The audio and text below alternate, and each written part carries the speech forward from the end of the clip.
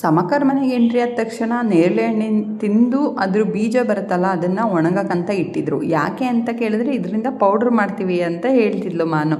ಏನಂತ ತಿಳ್ಕೊಳ್ಳೋಣ ಬನ್ನಿ ಗೈಸ್. ಇವತ್ತು ನಾನು ಸಮಕರ್ ಮನೆಗೆ ಎಂಟ್ರಿ ಕೊಟ್ಟಿದ್ದೀನಿ. ಯಾಕೆ ಅಂತಂದರೆ ಸಮಕಂಗೆ ಹುಷಾರಿಲ್ಲ, ಅದಕ್ಕೆ ಬಂದಿದ್ದೀನಿ ನೋಡ್ಕೊಂಡು ಹೋಗೋಣ ಅಂತ. ಹಾಲು ತಗೋ ಬರೋಕ್ಕೆ ಹೇಳ್ದಲ್ಲ. ಹಾಯ್ ಗೈಸ್, ಎಲ್ಲರಿಗೂ ನಮಸ್ತೆ, welcome back to Ramya Manjunath YouTube channel ಅಂತ ಹೇಳ್ತಾ ನಾನಿವತ್ತು ಸಮಕರ್ ಮನೆಗೆ ಬಂದಿದ್ದೀನಿ. ಬಾಮನ್ ಸಮಕರ್ ಮಾತ್ರ ತೋರಿಸಲ್ಲ, ಏಕೆಂದರೆ ಗೆಟಪ್ ಚೆನ್ನಾಗಿಲ್ಲ. ಸೊ ಹಾಗಾಗಿ ನೋಡೋಣ ಏನು ಸ್ಪೆಷಲ್ ಮಾಡ್ತಿದ್ಯಕ್ಕ. 2 ರೊಟ್ಟಿ ಕಲಿಸ್ಬಿಟ್ಟು ರೊಟ್ಟಿ ಇಟ್ಟಿದ್ದೀನಿ ಬಾಬಾ ಅಂದಲ್ಲ ಅಕ್ಕ. 3 ಮಾಡ್ತೀನಿ ಬಿಡೆ ಅಕ್ಕ. 3 ಕಡೆಗೆ ಸಾಕಾಯ್ತವಕ್ಕ. ಎಷ್ಟು ತಿಂತೀರಿ? ನಾನು ಬೇಗ ಮಾಡಿ. 1:15 ತಿಂದು ಸುಮ್ಮನೆ ಕೂತಿದ್ದೀನಿ. ಏನು ಸಾಂಬಾರು? ಯಾಕಕ್ಕ ಇವತ್ತು ಮೂಳೆ ಮಾಡಿದೆ, ಬೇಳೆ ಮಾಡಿದ್ಯಾ? ಅಲ್ಲಿಂದ ರೊಟ್ಟಿ ಹಾಕೊಡ್ತೀನಿ ಅಂತ ಬೆಳಗಿಂದ ಕರೆದೆ. ಬಂದ್ರೆ ಈ 3 ಉಂಡೆನ ಒಳ್ಳೆ ಮಾಟ ಮಾಡಕ್ ಕಟ್ಟಿಡ್ತಾರಲ್ಲ ಅನ್ಕೊಂಡ್ರೆ ಎಳ್ಳೆ ತೊಡ್ತೀನಿ ಸಾಕು. ಪಾಪ ಅಂತ ಯಾಕೆ ಕರಿತೀಯಕ್ಕ? ಇಡಕ್ಕ ಇವರೆಲ್ಲ ಬೇಳೆ ಸಾಂಬಾರೆಲ್ಲ ತಿಂದ. ಪಪ್ಪಾಯ ಚೆನ್ನಾಗೈತೆ. ಎಲ್ಲಿದ್ದು? ಟೌನಿಂದನಾ? ರೊಟ್ಟಿ ಹಾಕೋ.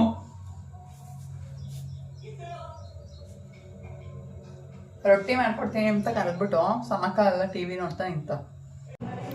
ನಮಗೆ ಅಂತಲೇ ಸಮಕ ಬೋಟಿ ಗೊಜ್ಜನ್ನ ಎತ್ತಿಟ್ಟಿದ್ರು ಅಂತ ಅನ್ಸುತ್ತೆ. ಸೊ ಹಾಗಾಗಿ ಬನ್ನಿ ಅಂತ ಕರಿತಾನೆ ಇದ್ರು. ಅವರೇ ಬರ್ತಾರೆ ಅಂತ ಅಂದ್ಕೊಂಡು ಸುಮ್ಮನಿದ್ವಿ. ಪಾಪ ಇದ್ದಕ್ಕಿದ್ದಂಗೆ ಗ್ಯಾಸ್ಟ್ರಿಕ್ ಓವರ್ ಆಗಿ ಹುಷಾರಿಲ್ದಂಗಾಗಿ ಬರೋಕ್ಕೆ ಆಗಲಿಲ್ಲ. ಸೊ ನೋಡ್ಕೊಂಬಂದಂಗೂ ಆಗುತ್ತೆ, ಹಾಗೆಯೇ ಊಟ ಮಾಡ್ದಂಗೂ ಆಗುತ್ತೆ ಅಂತ 2 ಮುಗಿಸ್ಬಿಡೋಣ ಅಂತ ಸಂಜೆ ಹೋದೆ. ಇವ್ರ ಮನೆಗೆ ಹೋಗೋಕ್ಕೆ ಅಂತಲೇ ನಾನು ಬೆಳಗ್ಗೆಯಿಂದ ತಿಂಡಿನೇ ತಿಂದಿರಲಿಲ್ಲ. ಒಟ್ಟಿಗೆ ಹೋಗ್ಬಿಡೋಣ, ಸಂಡೇ ಅಲ್ವಾ, ಮತ್ತೆ ಹೋಗಿ ಮತ್ತೆ ಬರೋಕ್ಕೆ ಏನು ಚೆನ್ನಾಗಿರುತ್ತೆ ಅಂತ ಅಂದ್ಬಿಟ್ಟು ಹೋದೆ. ಯಾಕೆ ಅಂತಂದರೆ ಅಲ್ಲಿ ಹೋದ್ಮೇಲೆ ಇಷ್ಟೊತ್ತಿಗೆ ಬರ್ತೀನಿ ಅಂತ ಅನ್ನೋದು ಪರ್ಟಿಕ್ಯುಲರ್ ಟೈಮ್ ನನಗೂ ಗೊತ್ತಿರಲಿಲ್ಲ. ಸೊ ಅದಕ್ಕೋಸ್ಕರ ಹೋಗಿದ್ದಾದಮೇಲೆ ಸಮಕ ರೊಟ್ಟಿ ಮಾಡೋ ಸ್ಟೈಲ್ ನನಗೂ ಆಶ್ಚರ್ಯ ಆಯಿತು. ಈ ಥರ ಮನೆಯಲ್ಲಿ ತಟ್ಟೋದನ್ನ ಇದೇ ಫಸ್ಟ್ ಟೈಮ್ ನಾನು ನೋಡಿದ್ದು.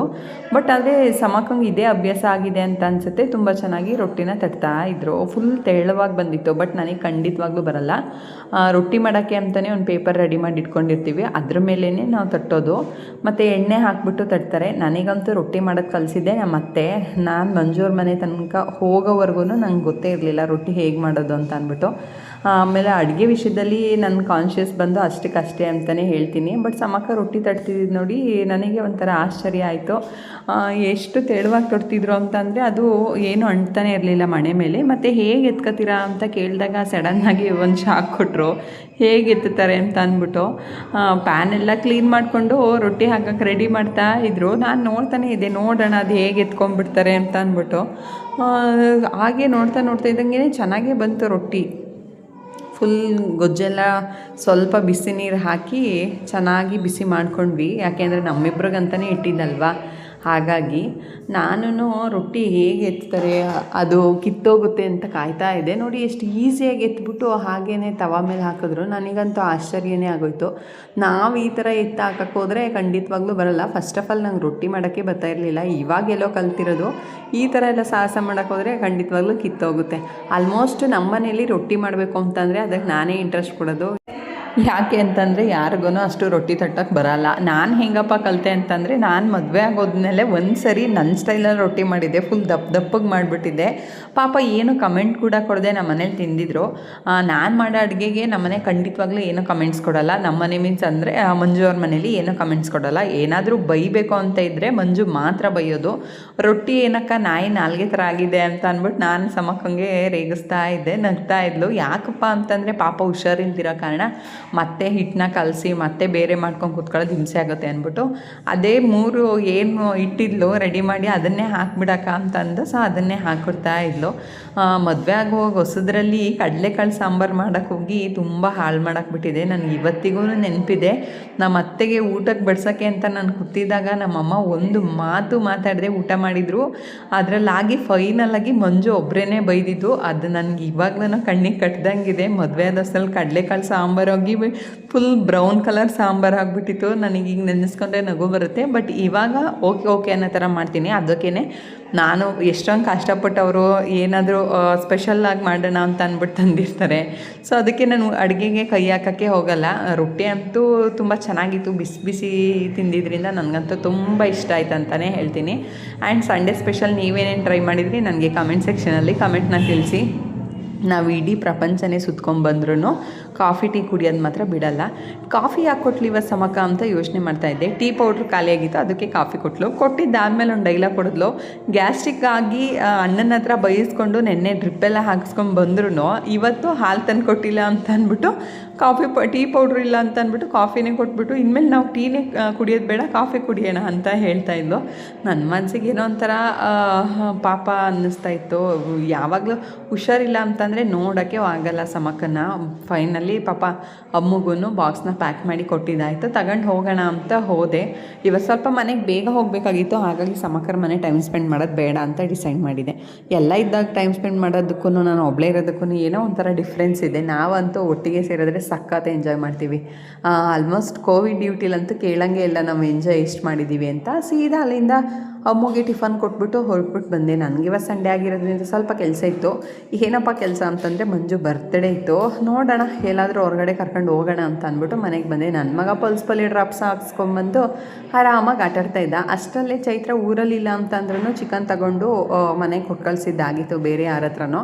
ಅದನ್ನು ಕ್ಲೀನ್ ಮಾಡಿಬಿಟ್ಟು ಅಡುಗೆ ಮಾಡಿಬಿಡೋಣ ಅಂತ ರೆಡಿ ಮಾಡ್ಕೊತಾ ಇದ್ದೆ. ಮಂಜು ಬರ್ತಡೇ ಇದ್ರೂ ಪಾಪ ಈ ಸರಿ ಎಲ್ಲೋ ಹೋಗೋಕ್ಕೆ ಆಗಲಿಲ್ಲ. ನಾನು ಇನ್ ಕೇಸ್ ಏನಾದರೂ ಅವ್ರು ಬೆಂಗಳೂರಲ್ಲಿ ಇತ್ತು ಅಂದಿದ್ರೆ ಖಂಡಿತವಾಗ್ಲೂ ಇವತ್ತು ನಾನು ಬೆಂಗಳೂರಲ್ಲಿ ಇರ್ತಿದ್ದೆ. ನಾನು ಹೇಳ್ಬಿಟ್ಟಿದ್ದೆ ಆಗಲೇ 28 ನಾನು ಬಂದೇ ಬರ್ತೀನಿ, ನೀವು ಎಲ್ಲಾದರೂ ಇರಿ, ನಿಮ್ಮ ಲೊಕೇಶನ್ ಹುಡ್ಕೊಂಡು ಬಂದೇ ಬರ್ತೀನಿ ಅಂತ. ಖಂಡಿತವಾಗ್ಲೂ ಅವ್ರೇನಾದರೂ ಇವತ್ತು ಬೆಂಗಳೂರಲ್ಲಿ ಇತ್ತು ಅಂದಿದ್ದರೆ ಅವ್ರಿಗೆ ಸರ್ಪ್ರೈಸಾಗಿ ನಾನು ಬೆಂಗಳೂರಿಗೆ ವಿಸಿಟ್ ಮಾಡ್ತಾನೆ ಇದ್ದೆ. ಬಟ್ ಮಿಸ್ ಆಗಿಬಿಡ್ತು ಅಂತ ಹೇಳ್ತಾ ಅವ್ರು ಊಟ ಮಾಡಿದೆ ಹಾಗೆ ಹೊರಟುಬಿಟ್ಟಿದ್ರು. ಯಾಕೆ ಅಂತಂದರೆ ಗಾಡಿ ಬೇರೆ ರಿಪೇರಿಗೆ ಬಂದಿತ್ತು, ನಿಲ್ಲಿಸ್ಬಿಟ್ಟು ಬಂದು 2 ಡೇಸ್ ಆಗಿತ್ತು. ಸೊ ರೆಡಿಯಾಗಿದೆ ಅಂತ ಗ್ಯಾರೇಜಿಂದ ಫೋನ್ ಮಾಡಿದರು.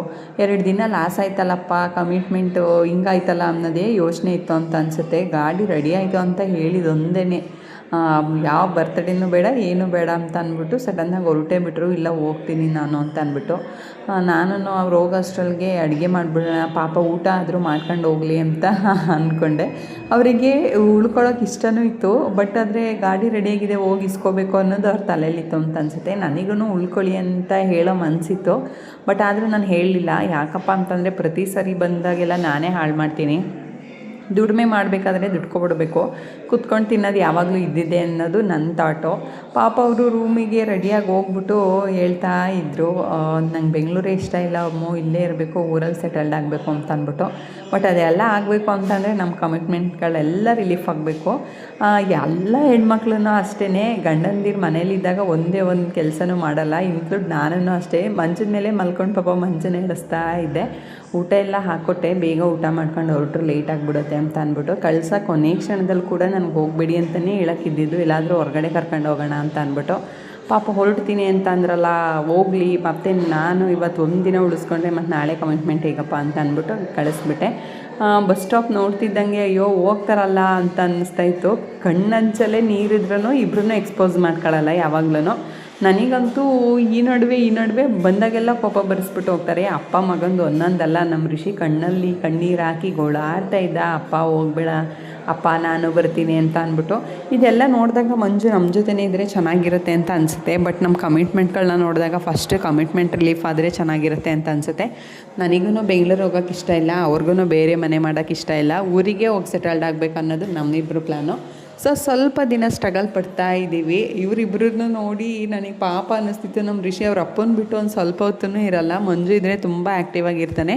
ಹೋದರೆ ಒಂದು ವೀಕ್ ಆದರೂ ಅವ್ರನ್ನ ನೆನೆಸ್ಕೊಂಡು ಜರ್ಕೊಂತಾನೆ ಅಂತ ಹೇಳ್ತಾ ಈ ವ್ಲಾಗ್ನ ಇಲ್ಲಿಗೆ ಎಂಡ್ ಮಾಡ್ತಾಯಿದ್ದೀನಿ. ಪಾಪ ಬರ್ತಡೇ ದಿನನೋ ಕೆಲಸ ಅಂತ ಹೊರಟಿದ್ದರಿಂದ ನನಗಂತೂ ತುಂಬ ಬೇಜಾರಾಯಿತು. ಬಟ್ ನೆಕ್ಸ್ಟ್ ಇಯರ್ ಅಷ್ಟರಲ್ಲಿ ಇದೆಲ್ಲ ಕ್ಲಿಯರ್ ಮಾಡ್ಕೊತೀನಿ ಅಂತ ಹೇಳ್ತಾ, ಯಾರೆಲ್ಲ ವೀಡಿಯೋನ ಕಂಪ್ಲೀಟಾಗಿ ವಾಚ್ ಮಾಡಿದ್ವಿ ಲೈಕ್ ಮಾಡಿ. ಆ್ಯಂಡ್ ನೆಕ್ಸ್ಟ್ ವ್ಲಾಗಲ್ಲಿ ಸಿಗ್ತೀನಿ. Love you all. Bye bye.